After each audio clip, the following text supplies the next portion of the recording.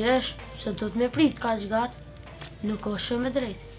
Po, olla, shumë ka dalë të shku.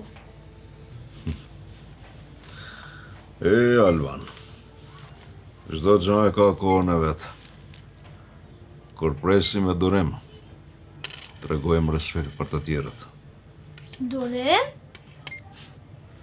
Po, pejgamberi ka thënë, askush nuk është dhuruar me dhurat më të mirë se durimi.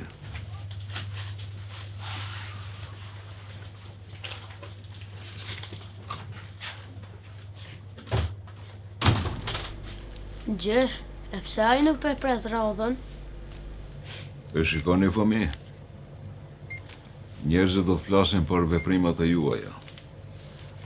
Nëse jo do të kishit bërë të njëjtit veprim, edhe për juve do të flisnin.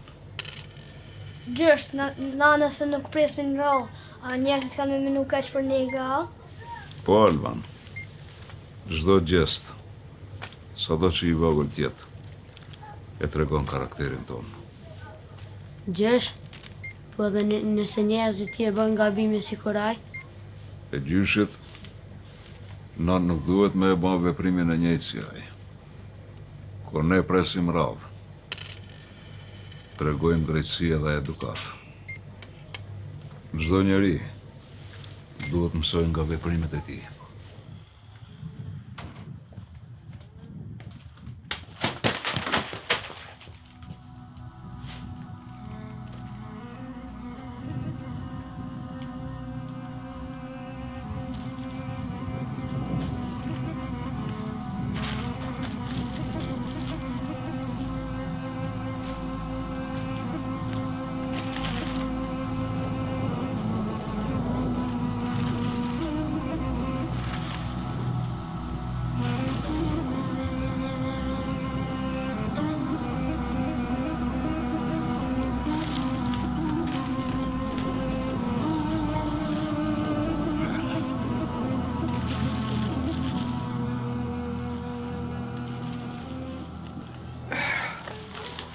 Duket se pas ke pas një ditë vështirë sot.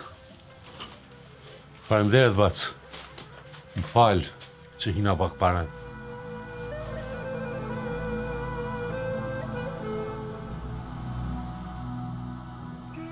Gjesh, e një bursi ai mundet me kërku falja? Po, gjyshit. Kur dikush gabon e kërkon falje, çdo gjest i drejt, edhe veprim i drejt, atëherë ka vlerë.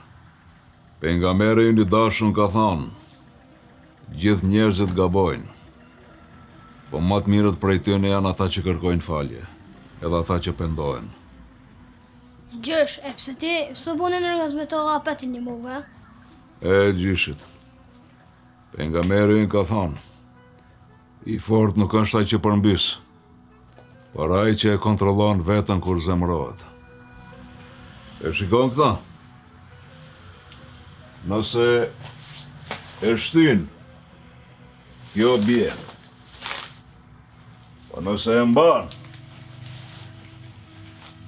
atëherë kjo qëndron. Aha, si njerëzit.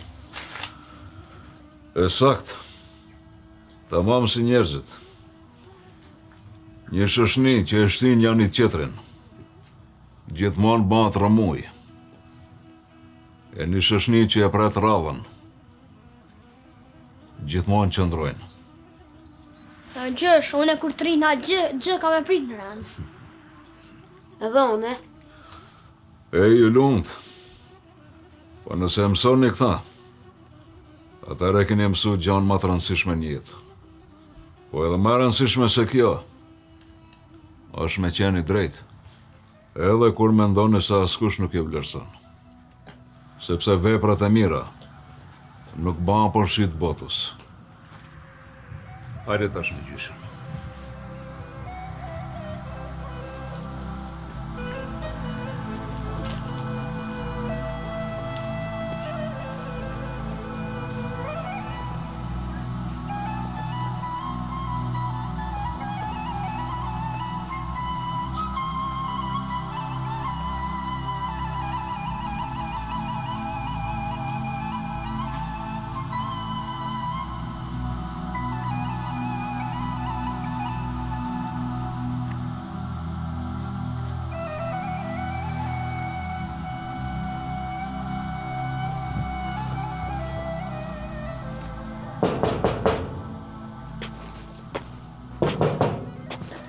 Kusha? Amone ojzoj. Qëshe? A jemi? Na mirë, qësheni? Mirë. Nga i lau që ti prunë, besa da fruta, anë i limonata prunë. Inshallah, bëma mirë, e të bëfshin mirë. Allah e shpërbleft o bie, Amin, edhe ju. Ditën e mirë, e mirë mbet. Morë pas.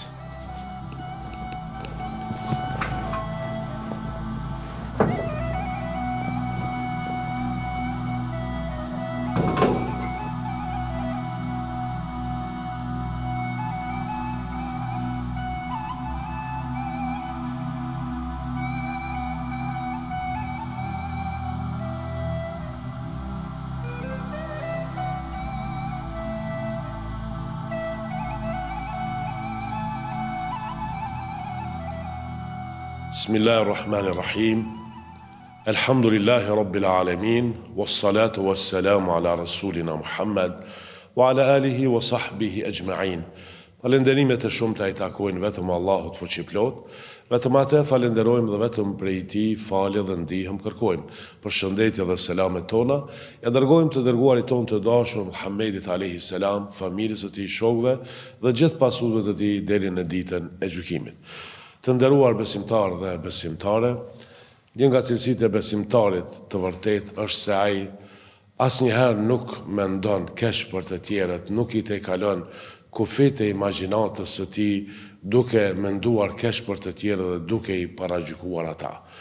Kështu që në Islam, pra, paragjykimi, mendimi i keq për të tjerët pa argument është i ndaluar, sepse ai nuk bazohet në fakte dhe në gjendjen reale, por mbi bazën e dyshimit dhe hamendjes. Për këtë arsye, edhe Zoti i Madhëruar në Kur'an thot: Ja ejuhalladhina amanu ijtanibu kathiran min adh-dhann, inna ba'da adh-dhanni ithm. O ju të cilët keni besuar, o besimtar, largohuni prej dyshimeve të shumta, prej paragjykimeve, sepse disa dyshime apo disa paragjykime janë mëkat. Ky ajet tregon një parim të madh se jo çdo mendim është mëkat, por mendimi i keq dhe paragjykimi të tjerëve është pra mëkat. Gjithashtu, i dërguari jon Muhamedi alayhi salam ka thënë: Iyakum wadh-dhann, fa inna adh-dhanna akdhabu al-hadith. Ruajuni nga paragjykimet, sepse paragjykimet janë gënjeshtra më e madhe.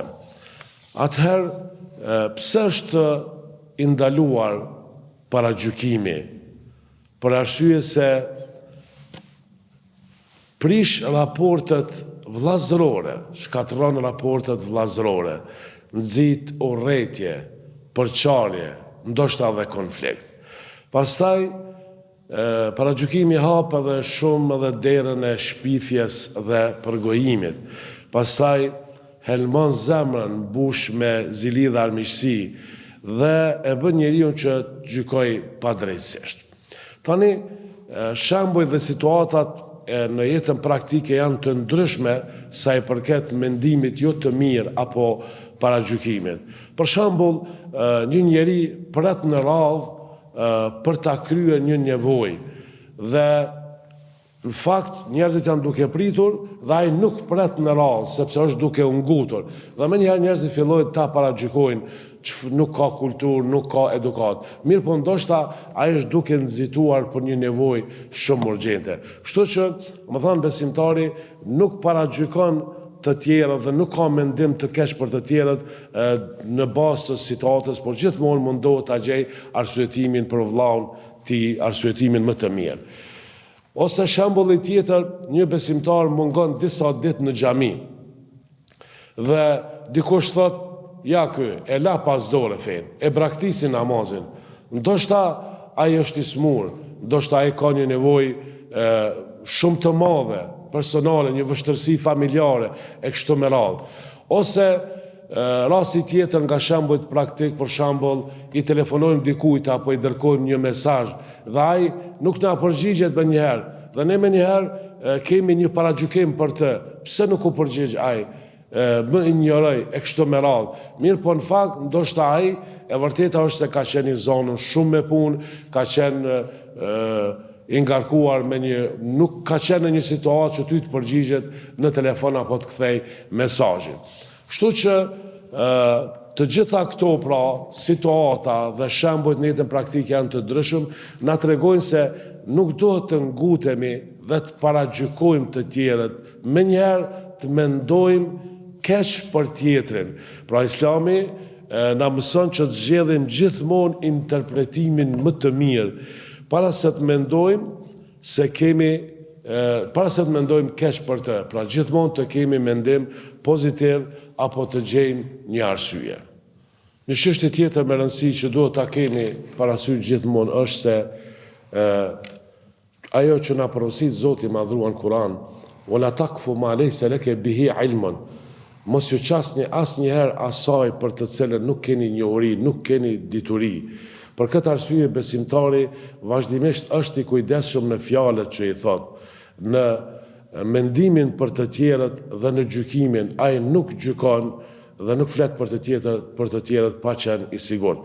Prandaj mendimi pozitiv, mendimi i mirë për të tjerët, mos paragjykimi i tyre është bazë për një shoqëri të shëndosh, për një shoqëri stabile, sepse largon përçarjet, largon urrëtiet e kështu me radhë. Aliu radiallahu anhu thot, kush mendon mirë për njerëzit, fiton dashurinë e tyre. Pra, mendimi pozitiv gjithmonë është bazë dhe është e rëndësishme për krijimin e raporteve të mira me njerëzit. Pra dhe për dashurinë në mes tyre. Në anën tjetër, paragjykimi, dyshimi, mendimi i keq për të tjerët është mëkat, sepse ajo krijon përçarje, krijon urrëtie, krijon zili.